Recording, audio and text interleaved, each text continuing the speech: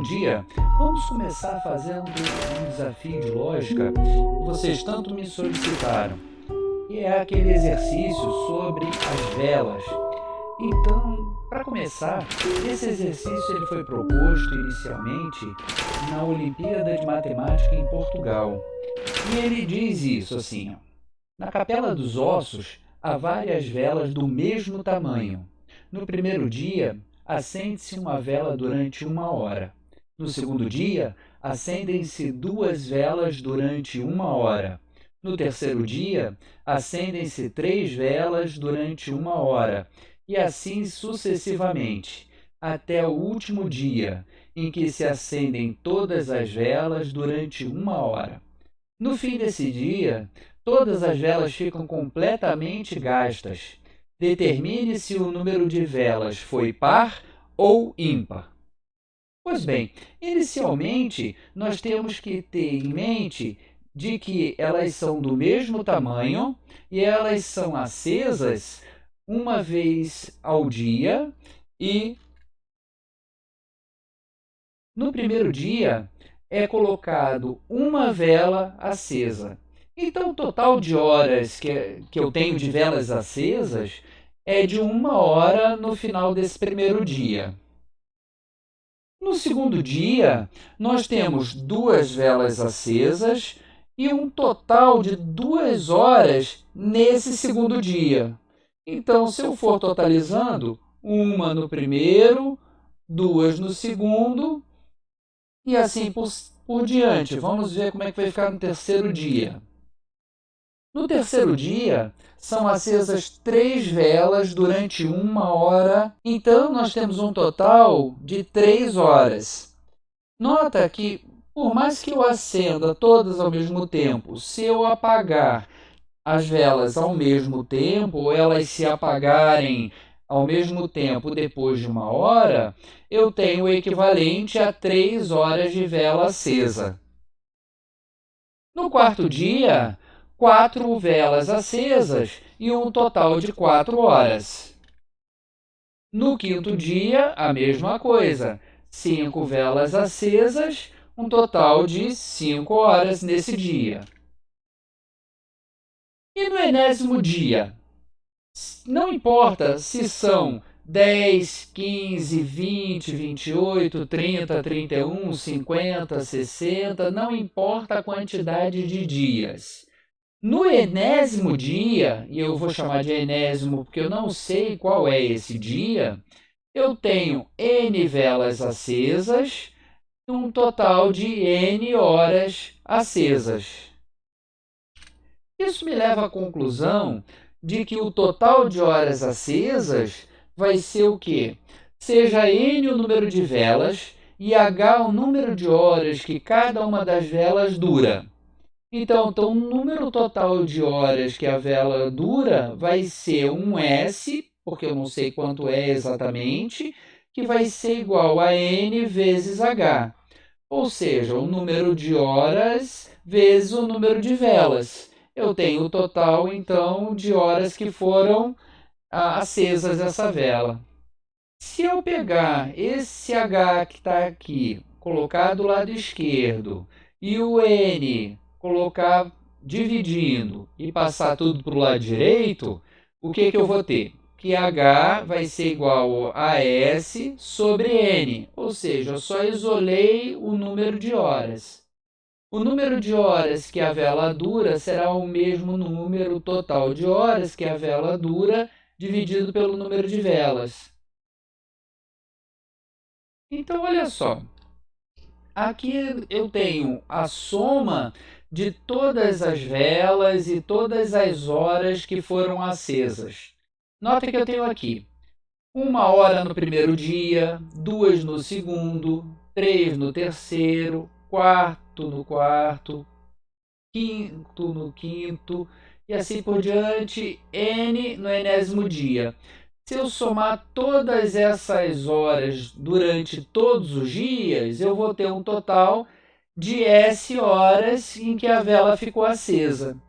Aqui eu abro um parênteses para a gente relembrar, ou se a gente não sabe, lembrar realmente, aprender, de como é que eu faço a soma de uma série de números, né, uma série de somas, até o enésimo elemento. Então, 1, 2, 3, ou 1, 2, 3, 4, ou 1, 2, 3, 4, 5, 6, 7, até um enésimo elemento.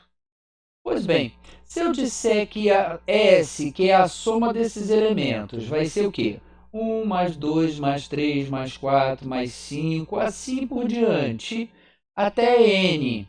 Como eu não sei qual é o antecessor dele, N menos 1. O antecessor do antecessor de N vai ser N menos 2.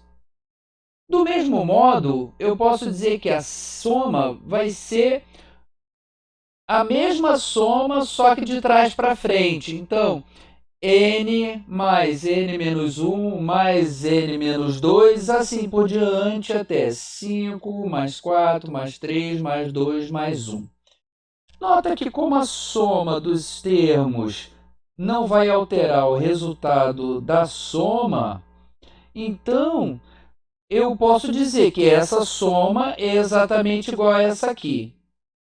Se eu somar n com 1, dá n mais 1. N menos 1 mais 2 vai dar n mais 1.